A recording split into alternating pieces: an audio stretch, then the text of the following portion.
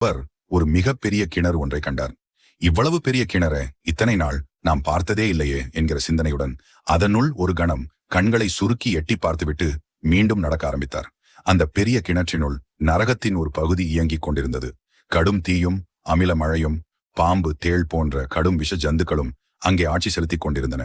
பூலோகத்தில் பாவம் செய்த பலரும் அங்கே வதைப்பட்டுக் கொண்டிருந்தார்கள். துர்வாச முனிவர் குனிந்து அங்கே பார்த்துவிட்டு நகர்ந்த அந்த மறுகணமே திடீரென்று அங்கே நிலைமை தலைகீழாக மாறியது.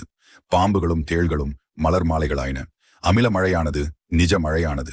சுட்டெரிக்கும் தீ இதமான தென்றலாக அங்குள்ளோரை வருடியது. நரகம் முழுக்க இனிய நறுமணம் வீசியது.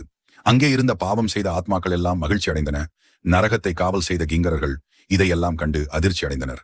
யமதர்மனிடம் சென்று திடீரென்று நரகம் சொர்க்கமாக மாறிப்போனது பற்றி சொன்னார்கள். நேரில் சென்று நடந்து கொண்டிருந்தவற்றை கண்ட யமன் திகைத்தார். தர்ம சாஸ்திர நெறிகள் ஒருவேளை நமக்கு தெரியாமல் மாற்றப்பட்டு விட்டனவா